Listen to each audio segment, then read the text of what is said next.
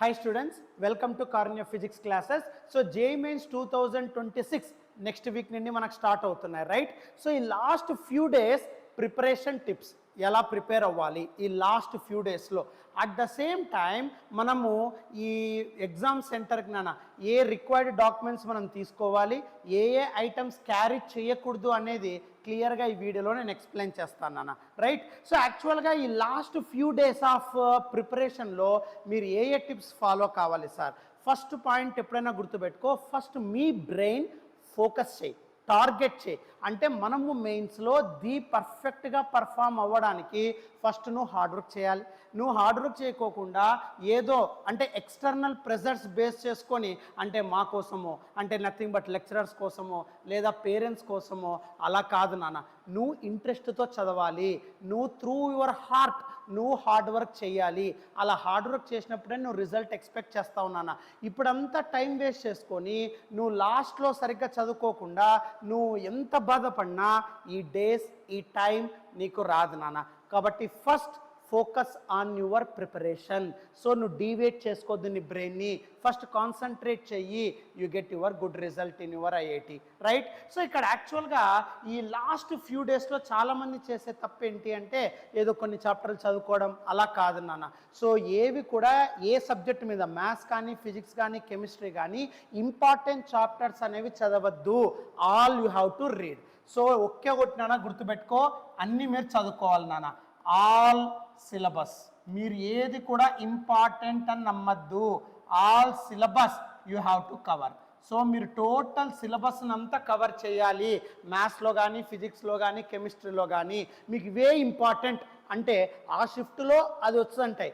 Next షిఫ్ట్కి వచ్చేసరికి వేరే chapters వస్తాయి నాన్న. ఎప్పుడు కూడా ఇంపార్టెంట్ చాప్టర్స్ మీద డిపెండ్ కావద్దు నాన్న. చాలా మటుకు యూట్యూబర్స్ చెప్తూ ఉంటారు, ఇవి చదువుకో 70% గ్యారంటీ, ఈ చాప్టర్స్ చేసుకో 80% గ్యారంటీ, అవి కాకుండా మిగతా ఇస్తే. సో కాబట్టి ఎప్పుడు కూడా ఇంపార్టెంట్ అనే దాని మీద డిపెండ్ కావద్దండి. ఒక షిఫ్ట్కి అవి రావచ్చు, ఇంకో షిఫ్ట్కి వేరే చాప్టర్స్ మీద ఇవ్వచ్చు నాన్న. ఇక్కడ shift to shift, morning and afternoon shift wise మీకు చేంజ్ అయిపోతూ ఉంటుంది నాన్న. కాబట్టి ప్రిపేర్ అయ్యేటప్పుడు always remember carefully total syllabus you have to cover. Remember, అది తీసేసి ఇది పెట్టుకో అనేది ఎప్పుడు పెట్టుకోవద్దండి. టోటల్ సిలబస్ చదవడానికి నువ్వు ఫోకస్ చేయనా. తర్వాత ఈ లాస్ట్ మూమెంట్లో మీరు చేయాల్సినది ఏంటి అంటే ఆన్లైన్ ఎగ్జామ్స్. మీరు ఆన్లైన్ ఎగ్జామ్స్ ఎవ్రీ డే రాసే కొద్దీ లేదా ఎవ్రీ 2 days వన్స్ నువ్వు ఆన్లైన్ ఎగ్జామ్ రాసే కొద్దీ నీకు టైం మేనేజ్మెంట్ అనేది తెలుస్తుంది నాన్న. సో ఎప్పుడైనా సరే ఊరికే జస్ట్ ప్రిపేర్ అవుతూ వెళ్ళడం కాదు నాన్న. నువ్వు ఎగ్జామ్లో నువ్వు నేర్చుకున్నది ఎంత అప్లై చేస్తున్నావు అనేది ఇక్కడ ఇంపార్టెంట్. కాబట్టి ఈ ప్రిపరేషన్ టిప్స్లో ఫస్ట్ వచ్చేసి ప్రాక్టీస్ ఆన్లైన్ ఎగ్జామ్స్ అంటాం. సో ఆన్లైన్ ఎగ్జామ్స్ నువ్వు బాగా ప్రాక్టీస్ చెయ్యి. నువ్వు ఆన్లైన్ ఎగ్జామ్స్ రాసే కొద్దీ ఏమవుతుంది అంటే నువ్వు ఇన్ఫర్మేషన్ ఏదైతే నీ బ్రెయిన్లో స్టోర్ చేసుకున్నావో అది ఎలా అప్లై చేస్తున్నావు అనేది నీకు ఒక క్లారిటీ వస్తుంది నాన్న. At the same time management ఎలా చేస్తున్నావు, ఒక్కొక్క సబ్జెక్ట్కి ఎలా టైం పర్ఫామ్ చేస్తున్నావు అనేది నీకు ఒక క్లారిటీ వస్తుంది. కాబట్టి ఫస్ట్ ఆన్లైన్ ఎగ్జామ్స్ బాగా రాయి. ఆన్లైన్ ఎగ్జామ్స్ రాసిన తర్వాత నువ్వు రివిజన్ బాగా చేయాలి నాన్న. ఈ లాస్ట్ మూమెంట్లో కొత్త సబ్జెక్ట్స్ కొత్త కాన్సెప్ట్స్ ప్రిపేర్ అవ్వడానికి టైం వేస్ట్ చేసుకోవద్దు. సో రివైజ్ చేయి టోటల్ కాన్సెప్ట్. 2 yearsలో నువ్వు ప్రతి ఒక్క కాన్సెప్ట్ని ఏదో ఒక టైంలో నువ్వు ప్రిపేర్ అయింటావు నాన్న. దాన్ని నువ్వు రివిజన్ చేయాలి. ఎప్పుడైనా సరే టాపర్కి మిగతా వాళ్ళకు డిఫరెన్స్ రివిజన్ నాన్న. నువ్వు అన్నీ ఎప్పుడోసారి చదివింటావు కానీ నువ్వు ఎన్నిసార్లు రివిజన్ చేస్తావు దాని మీదనే నీ పర్సంటైల్ అనేది డిపెండ్ అవుతుంది నాన్న. సో కాబట్టి రివిజన్ చెయ్యి. వీలైనంత ఎక్కువగా టైం వేస్ట్ చేయకుండా ఈ లాస్ట్ ఫ్యూ డేస్లో మ్యాక్సిమం రివిజన్ చేయాలి నాన్న. Each and every formula, each and every problem, each and every PYQ.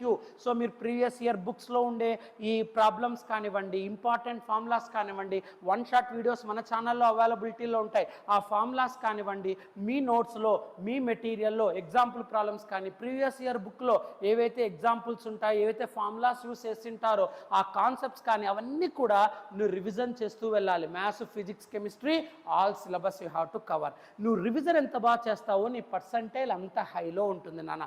Time waste చేయకుండా రివిజన్ బాగా చేయాలి. ఆన్లైన్ ఎగ్జామ్స్ పర్ఫెక్ట్గా ప్రాక్టీస్ చేయి నాన్న.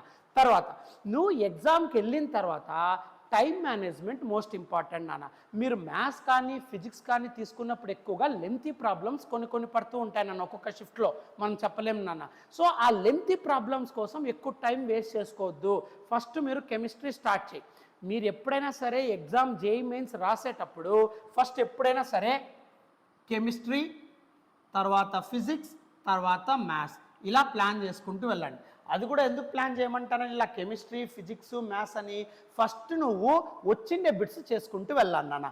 ఆర్డర్ ఆఫ్ సబ్జెక్ట్స్ అయితే ఇదేమ్మా, కెమిస్ట్రీ, ఫిజిక్స్, మ్యాథ్స్. ఫస్ట్ నువ్వు వచ్చిండే సబ్జెక్ట్స్ డీల్ చేసుకుంటూ వెళ్ళాలి నాన్న. వచ్చిండే సబ్జెక్ట్స్ రైట్, అంటే ఫస్ట్ వచ్చిండే బిట్స్ అన్ని. ఫస్ట్ కెమిస్ట్రీ తీసుకుంటావు. ఆ కెమిస్ట్రీలో ఏవైతే నీకు ఒక్కొక్క బిట్ వస్తూ ఉంటుందో ఆ బిట్స్ మాత్రమే ట్రై చేస్తూ వెళ్ళాలి. అంటే నువ్వు దాదాపుగా 2 to 3 times నువ్వు క్వశ్చన్ పేపర్ని చూడాలి నాన్న. అలా ఎవాల్యుయేట్ చేసినప్పుడు మాత్రం, అబ్జర్వ్ చేసినప్పుడు మాత్రమే నీకు ఆన్సర్స్ అనేవి రావడానికి ట్రై చేయొచ్చు నాన్న. అంటే సార్ ఇప్పుడు సపోజ్ నువ్వు ఫస్ట్ కెమిస్ట్రీ తీసుకుంటావు. కెమిస్ట్రీలో ఫస్ట్ నువ్వు బిట్ చూసిన వెంటనే ఈ బిట్ నువ్వు చేయగలుగుతావు అనేవి కొన్ని బిట్స్ ఉంటాయి. ఆ బిట్స్ ట్రై చేయి. అప్పుడు నీకు కరెక్ట్గా 4/4 వచ్చేస్తుంది. ఆ బిట్ పర్ఫెక్ట్ నువ్వు చేయగలుగుతావా? తర్వాత నెక్స్ట్ ఫిజిక్స్ పో. ఫిజిక్స్లో నువ్వు చేయగలిగిండే బిట్స్ చేసేసి, మ్యాథ్స్ చేయగలిగిండేటి చేయి.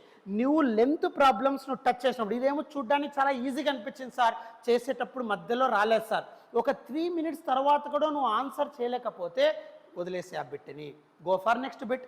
ఎందుకంటే నెక్స్ట్ ఫర్దర్ బిట్స్ ఈజీగా ఉండొచ్చు కదా. అందుకే ఫస్ట్ నువ్వు వచ్చిండే బిట్స్ని చేసుకుంటూ వెళ్ళాలి.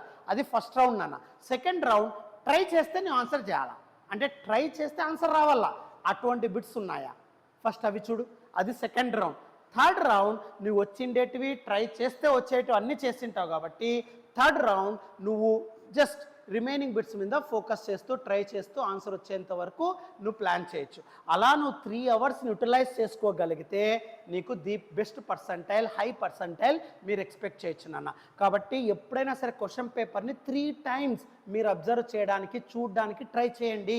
అందుకే ఈ ఆన్లైన్ ఎగ్జామ్స్ నీకు హెల్ప్ అవుతాయి నాన్న. నువ్వు ఫస్ట్ వచ్చిండేటి చేసుకుంటూ వెళ్తున్నావు, ఎస్ సార్, అప్పుడు నువ్వు total 3 subjects all bits 75 bits నువ్వు ఒకసారి రౌండప్ చేసేస్తావు, చూస్తావు రైట్. సెకండ్ టైం చదివినప్పుడు నీకు అక్కడ ఐడియా వచ్చిండదు, బట్ సెకండ్ టైం చదివినప్పుడు మేబీ ఏమన్నా ఇంకో ఐడియా రావచ్చు. ఆ ప్రాబ్లం ఎలా సాల్వ్ చేయాలో నీకు ఏమన్నా ఒక చిన్న పాయింట్ అరైజ్ కావచ్చు నీ బ్రెయిన్లో. సో కాబట్టి సెకండ్ టైం ఇంకాస్త ట్రై చేస్తే వస్తుంది అనేది రావాలి. థర్డ్ ఇంకా వదిలేసిండేటివి నువ్వు ట్రై చేస్తూ వెళ్ళినాన్న. బట్ ఎప్పుడైనా గుర్తుపెట్టుకో, చాలామంది చేసే తప్పు అన్ని అటెంప్ట్ చేస్తూ వెళ్తారు నాన్న. నీకు పర్ఫెక్ట్గా నాకు 4/4 వస్తాయి అన్న బిట్స్ మాత్రమే అటెంప్ట్ చెయ్యి. రాకపోతే మొహమాటం లేకుండా వదిలేసాయి, అక్కడ -1 నువ్వు తప్పించుకుంటావు. సో నీకు పర్సంటైల్ రావడానికి రాకపోవడానికి రీజన్ నెగిటివ్ మార్క్స్. గుర్తుపెట్టుకో, నాకు ఇది కరెక్ట్ ఆన్సర్ వచ్చిందా, yes you can write, but answer రాకపోయినా ఏదో ప్రాబిలిటీలో ఏదో గెస్సింగ్గా నువ్వు ఒక ఆప్షన్ పెట్టద్దు నాన్న. సో నెగిటివ్ మార్క్స్ని కాపాడుకో. నువ్వు వచ్చిండే కొన్ని బిట్స్ అయినా సరే పర్ఫెక్ట్గా అటెంప్ట్ చేసిరా. నువ్వు మ్యాక్సిమం ట్రై చేయి, 3 hours యూటిలైజ్ చేసుకో. ఆ 3 hours మధ్యలో నేచర్ కాల్స్ పోవడానికి ట్రై చేయొద్దు. సో మీరు 3 hours ముందే వాటర్ ప్రశాంతంగా తాగేసి, అర్థమవుతుందా, వాష్రూమ్స్ యూస్ చేసుకొని మీరు 3 hours ఎగ్జామ్ టైంని యూస్ చేసుకో. నువ్వు ఏదో లాస్ట్ ½ an hour వదిలేద్దాం, లేదా 1 hourలో రాసేద్దాం, 2 hours రాసేద్దాం, అది మీ డిసిప్లిన్, సిన్సియారిటీ కాదు నాన్న. సో నీకు పర్ఫెక్ట్గా నాకు మెయిన్స్లో హై పర్సెంటేజ్ రావాలి అనే టార్గెట్ నీకుందా, 3 hours నువ్వు కూర్చోవాలి, 3 hours నువ్వు ట్రై చేయాలి. నీ బ్రెయిన్ మొత్తం 3 hours ప్రతి ఒక్క కాన్సెప్ట్ మీద, ప్రతి ఒక్క బిట్ మీద ఆలోచిస్తూనే ఉండాలి నాన్న. అందుకే ఇక్కడ నువ్వు అటెంప్ట్ కాన్ఫిడెంట్లీ అంటాను నాన్న. 3 hours నువ్వు అటెంప్ట్ చేయాలి. అట్ ద సేమ్ టైం నువ్వు థింక్ బిఫోర్ అటెంప్ట్ అంటాం.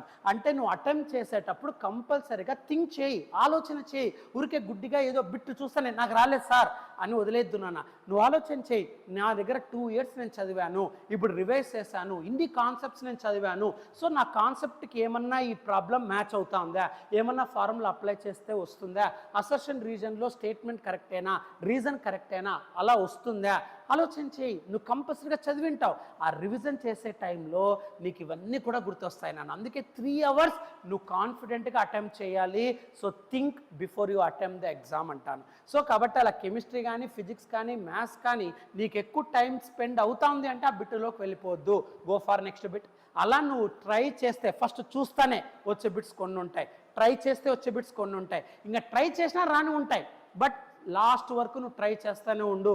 ఎప్పుడు ఏ అవసరం వస్తుందో తెలియదు, ఎప్పుడు నీ బ్రెయిన్ ఆలోచన చేసి స్పాంటేనియస్గా నీకు ఫార్ములా ఇస్తుందో తెలియదు నాన్న.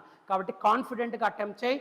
But before attempting the main online exam first online exams practice చేయి, రివిజన్ బాగా చేసుకో, ఆ ఎగ్జామ్లో టైం మేనేజ్మెంట్ చూసుకో, తర్వాత అన్ని సిలబస్ టోటల్ సిలబస్ కవర్ చేయి. ఫస్ట్ కెమిస్ట్రీ అటెంప్ట్ చేయి, తర్వాత ఫిజిక్స్, తర్వాత మ్యాథ్స్. సో కాబట్టి థింక్ బిఫోర్ యూ అటెంప్ట్ నాన్న. సో నువ్వు ఈ ఫ్యూ డేస్ ఏదైతే హార్డ్ వర్క్ చేస్తావో అదే నీ ఫ్యూచర్ని డిసైడ్ చేస్తుందమ్మా. సో కాబట్టి బాగా కష్టపడు, బాగా హార్డ్ వర్క్ చేయి. సో ది బెస్ట్ పర్ఫార్మెన్స్ ఇవ్వడానికి ట్రై చేయి. తర్వాత ఈ టైం కానీ మళ్ళీ నువ్వు రాయాలనుకున్నా ఇంత టైం ఉండి నువ్వు రాయలేవు నాన్న. కాబట్టి ది బెస్ట్ పర్ఫార్మెన్స్ ఇవ్వడానికి నీకు ఒక అవకాశం నాన్న. కాబట్టి ది బెస్ట్ పర్ఫార్మెన్స్ నువ్వు మ్యాక్సిమం రివిజన్ చేయి, బాగా రివిజన్ చేసి అక్కడ ఆలోచన చేయి, ఒక బిట్ చేసేటప్పుడు ట్రై చేయి. సో టైం వేస్ట్ చేసుకోకుండా 3 hours యూటిలైజ్ చేయడానికి యూస్ చేయనా. బట్ వస్తేనే పెట్టు, నెగిటివ్ మార్క్స్ మీద ఎక్కువ టైం స్పెండ్ చేయొద్దు. నువ్వు నెగిటివ్స్ పెట్టే కొద్దీ నీ ర్యాంకు పర్సంటేజ్ తగ్గిపోతానే ఉంటుంది నాన్న, రైట్. సో కాబట్టి ది బెస్ట్ హై పర్ఫార్మెన్స్ నువ్వు ఇవ్వాలి అనుకుంటే సో నెగిటివ్స్ని కంట్రోల్ చేసుకో. అర్థమవుతుందా? 3 hours స్పెండ్ చేయి ఎగ్జామ్ మీద. సో ఫోకస్ చేయి. సో టోటల్ సిలబస్ కవర్ చేయడానికి ట్రై చేయి. Revision most important. సో ఇవి లాస్ట్ ఫ్యూ డేస్ మీరు టిప్స్ ఫాలో అవ్వాల్సిందే నాన్న. ఇవి ప్రిపరేషన్ టిప్స్, రైట్. బట్ ఇప్పుడు మనం ఎగ్జామ్ ముందు ఏం చేయాలా సార్? ఎగ్జామ్ పోకముందు ఏ డాక్యుమెంట్స్ మనం రెడీ చేసుకోవాలి సార్? ఏ డాక్యుమెంట్స్ క్యారీ కాకోకుండా చేసుకోవాలి సార్? అంటే ఏ ఐటమ్స్ మీరు క్యారీ చేయకూడదు, ఏ ఐటమ్స్ మీరు క్యారీ చేయాలి సార్ అనేవి ఇక్కడ చెప్తానన్నా. So next, what are the items to be carried to the exam centre and not allowed in the exam centre, right. అది చూద్దాం నాన్న.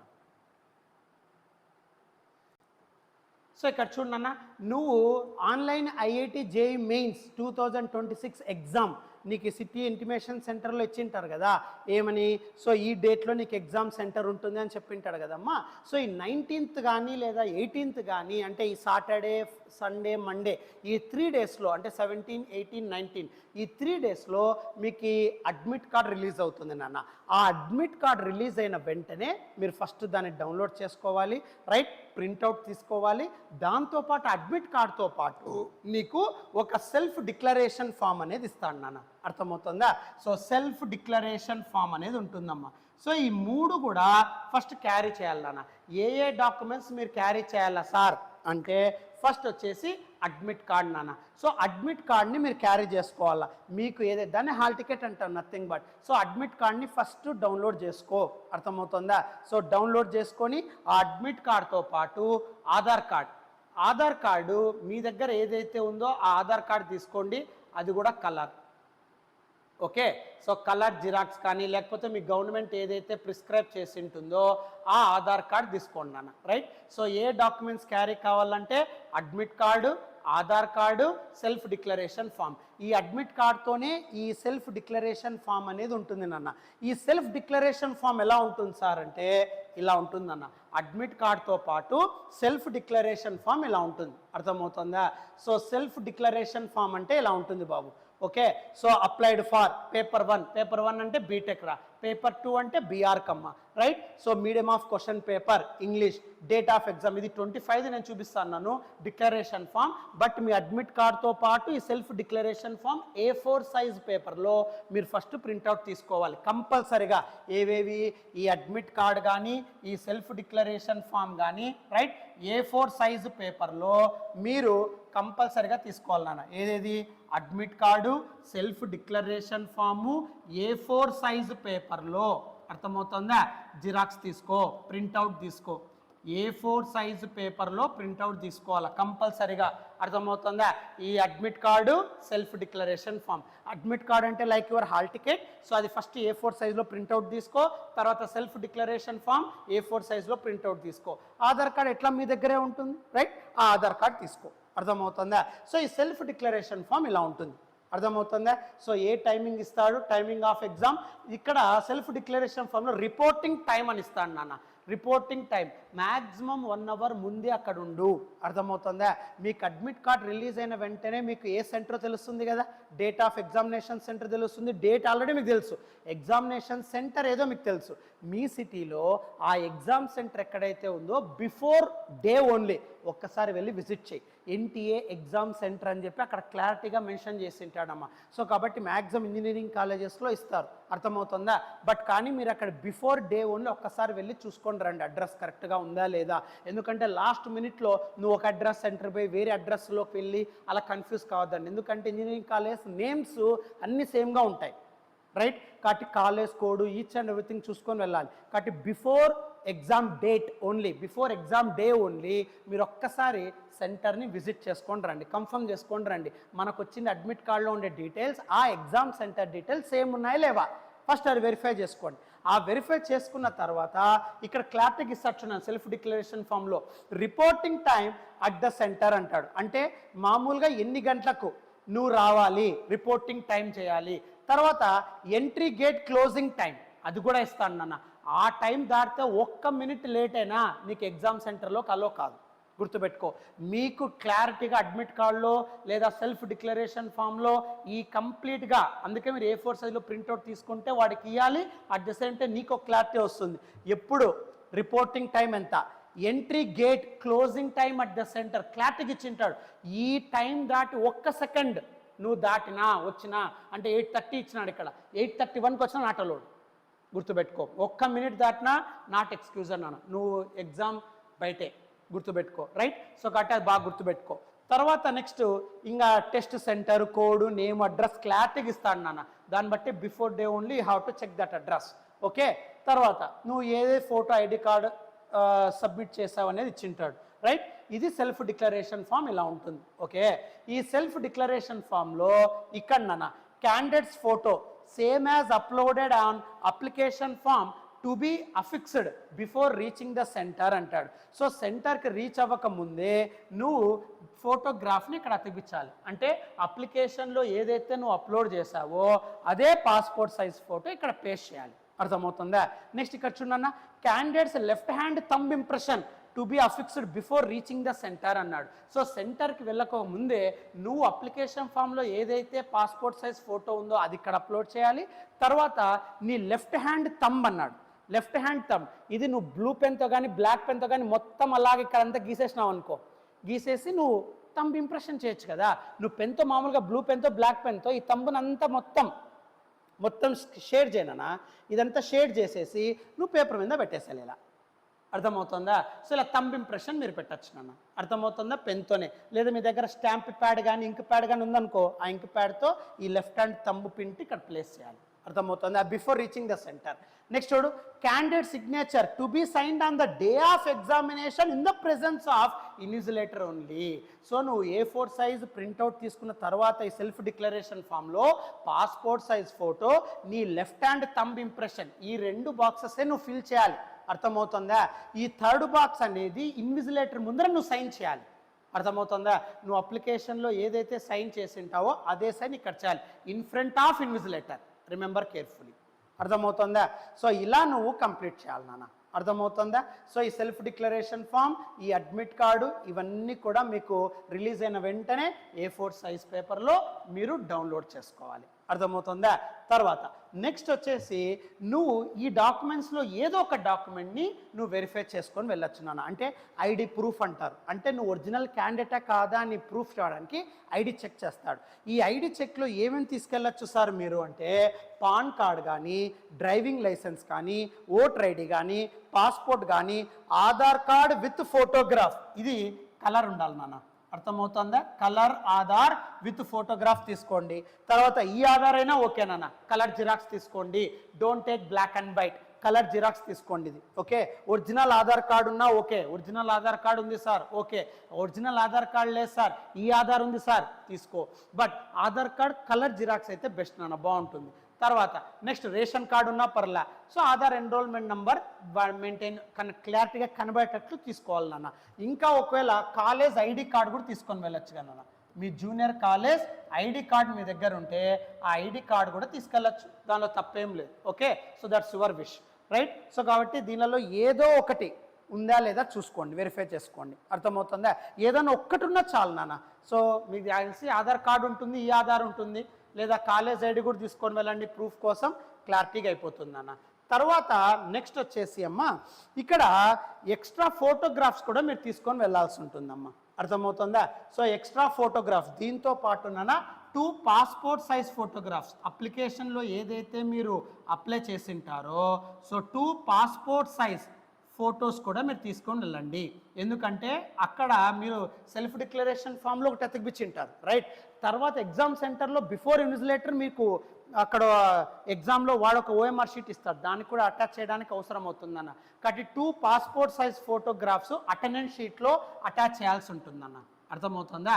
అటెండెన్స్ షీటు అక్కడ ఎగ్జామినేషన్ సెంటర్లో ఇస్తారు నాన్న, ఆ ఎగ్జామ్ సెంటర్లో ఉండే attendance sheet okay 2 passport size photos require కావాలి. కాబట్టి సెల్ఫ్ డిక్లరేషన్లో ఒకటి, అర్థమవుతుందా? 2 ఎక్స్ట్రా పాస్పోర్ట్ సైజ్ ఫొటోస్ తీసుకెళ్ళండి అటెండెన్స్ షీట్కి అక్కడ పేస్ట్ చేయడానికి, అర్థమవుతుందా? So admit card, Aadhaar card, తర్వాత నెక్స్ట్ ఏం చెప్పాను, self declaration form, only 2 boxes fill చేయాలి, అర్థమవుతుందా? 2 passport size photos, ID proof మీకు చెప్పాను కదా, PAN card, driving licence, voter ID, passport, Aadhaar card, ఈ Aadhaar, ration card, Aadhaar enrolment number ఏది ఉన్నా కానీ అవన్నీ యాక్సెప్టే, ఐడి ప్రూఫ్ కిందనే తీసుకుంటాడు. తర్వాత మీరు తీసుకోవాలి అన్నప్పుడు ట్రాన్స్పరెంట్ వాటర్ బాటిల్ అలో చేస్తాడు నాన్న, అర్థమవుతుందా? సో ట్రాన్స్పరెంట్ వాటర్ బాటిల్ని మాత్రమే అలో చేస్తారమ్మా. నువ్వుకి ఆ వాటర్ బాటిల్ పైన సిల్వర్ కలర్ బాటిల్ ఉన్నా, ప్లాస్టిక్ బాటిల్ ఉన్నా, పైన ఏ కలర్ ఉన్నా వాడు యాక్సెప్ట్ చెయ్యడు, ఎగ్జామ్ సెంటర్లోకి అలో చెయ్యరు.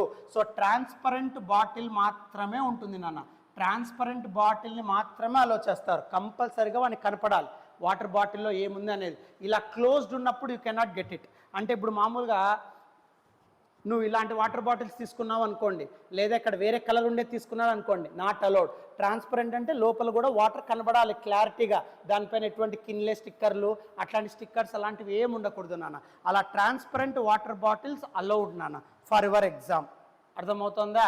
తర్వాత నెక్స్ట్ వచ్చేసి సింపుల్ క్లోతింగ్ ఉండేటట్లు ప్లాన్ చేసుకోండి నాన్న, అంటే హెవీ క్లోతింగ్ కాకుండా సింపుల్ క్లోతింగ్ ఉండేటట్లు చూసుకోండి.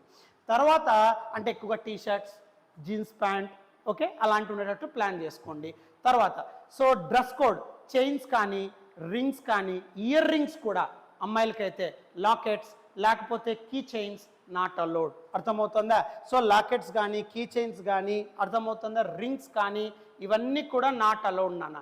సో గుర్తుపెట్టుకో, సో చైన్స్ ఉన్న అబ్బాయిలు కానీ అమ్మాయిలు కానీ చైన్స్ వేసుకుంటే అలవాటు ఉన్న అవన్నీ తీసేసి వెళ్ళండి. తర్వాత రింగ్స్ ఉన్న, ఇయర్ రింగ్స్ ఉన్న అవన్నీ కూడా తీసేసేయి. జేఈ మెయిన్స్ ఎగ్జామ్ సెంటర్లో అవన్నీ అలో చెయ్యరు. లాకెట్స్ ఉన్నా కానీ, అంటే మామూలుగా మెడకి వేసుకుంటారు కదా లాకెట్, అలాంటి లాకెట్స్ ఉన్నా కానీ not allowed for your exam, గుర్తుపెట్టుకో ఓకే.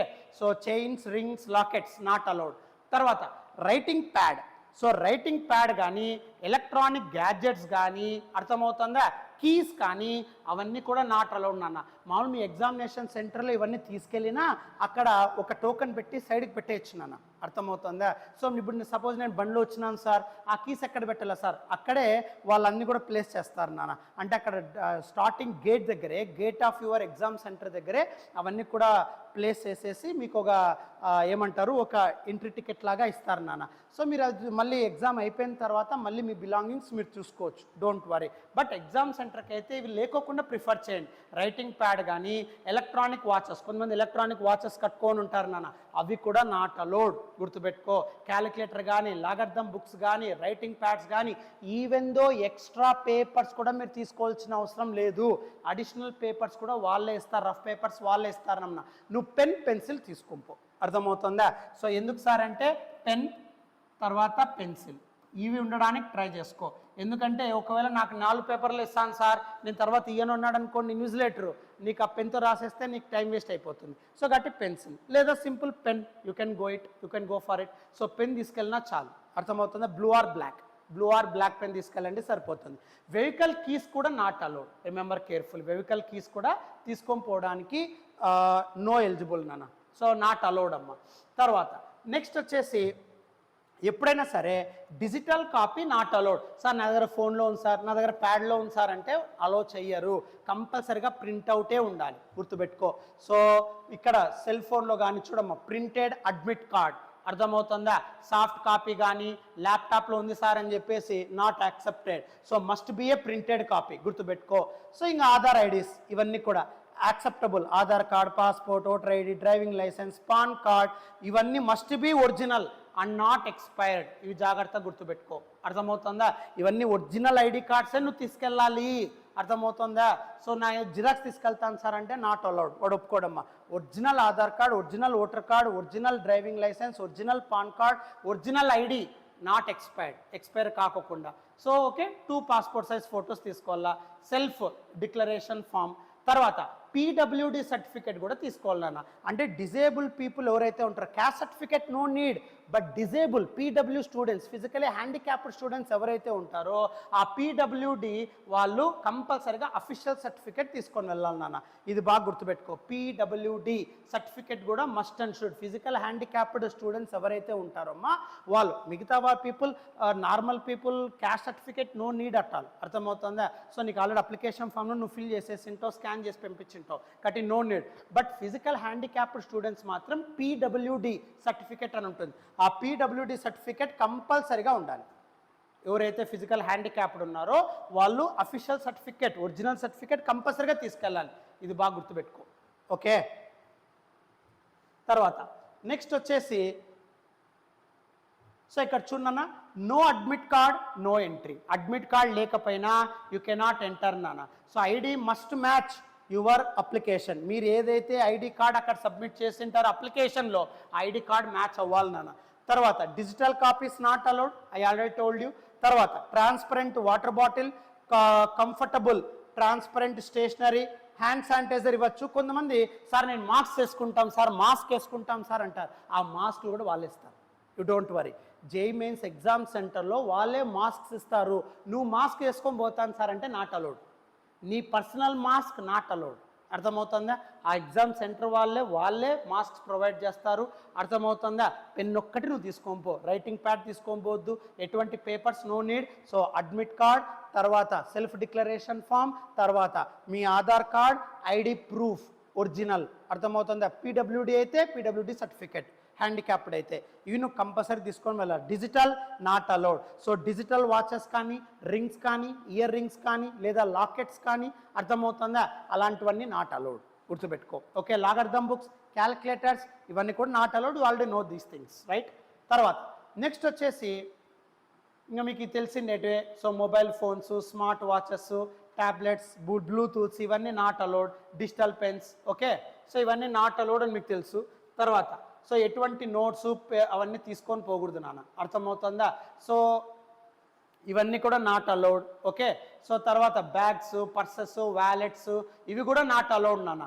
బ్యాక్ ప్యాక్స్ కానీ, కొంతమంది ఇట్లా వేసుకొని వెళ్తూ ఉంటారు కదా, బ్యాగ్ ప్యాక్స్ కానివ్వండి, back packs, hand bags, purses, wallets ఇవి కూడా నాట్ అలౌడ్. అర్థమవుతుందా?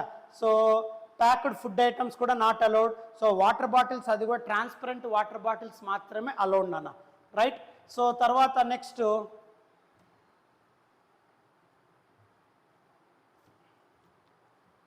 ఓకే, సో ఇక్కడ jewellery items, rings, bracelets, necklaces, year rings, belt కూడా నాన్న, metallic buttons, bracelets, okay, any other metal accessory, okay, not allowed during your online exam entrance, right? So online exam సెంటర్లోకే ఇవన్నీ కూడా entry ఉండదు నాన్న. అర్థమవుతుందా? So వాళ్ళు ఫ్రిస్కింగ్ చేసేటప్పుడు కంపల్సరీగా చెక్ చేసేటప్పుడు ఏ మెటల్ ఆబ్జెక్ట్ ఉండకూడదు నాన్న. సో గుర్తుపెట్టుకో. ఓకే, సో ఇవి డీటెయిల్స్ నాన్న, టోటల్ డీటెయిల్స్. ఓకే, సో ఎక్కువగా ఈ హెవీ క్లాతింగ్ అనేది రెఫర్ చేయకుండా సింపుల్ క్లాతింగ్ని ప్రిఫర్ చేయండి నాన్న. అర్థమవుతుందా? సో ఇవి డాక్యుమెంట్స్ ఏవేవి తీసుకొని పోవాలా, ఏవేవి తీసుకొని పోకూడదు. బట్ ఎప్పుడైనా సరే టుమారో ఎగ్జామ్ అన్నప్పుడు ఈరోజే ఒక్కసారి వెళ్ళి ఎగ్జామ్ సెంటర్ని విజిట్ చేయి, కన్ఫర్మ్ చేసుకో, 1 అవర్ ముందే ఎగ్జామ్ సెంటర్లో ఉండు. అర్థమవుతుందా? సో నెససరీ ఫుడ్ తీసుకో, డోంట్ వేస్ట్ టైం. సో ఈ లాస్ట్ డేస్ని కంప్లీట్ యూటిలైజ్ చేసి మ్యాక్సిమం రివిజన్ చేయి, మ్యాక్సిమం ఆన్లైన్ ఎగ్జామ్స్ రాయి, టైం యూటిలైజ్ చేసుకో. అర్థమవుతుందా? పర్ఫెక్ట్గా నువ్వు కాన్ఫిడెంట్గా ఎగ్జామ్ రాయి. బట్ నెగిటివ్స్ పెట్టుకోకుండా మ్యాక్సిమం నువ్వు ట్రై చేయి, అటెంప్ట్ చేయి, 3 అవర్స్ స్పెండ్ చేయడానికి ట్రై చేయి ఎగ్జామ్ సెంటర్లో, right? So all the best for your exam నాన్న. Thank you.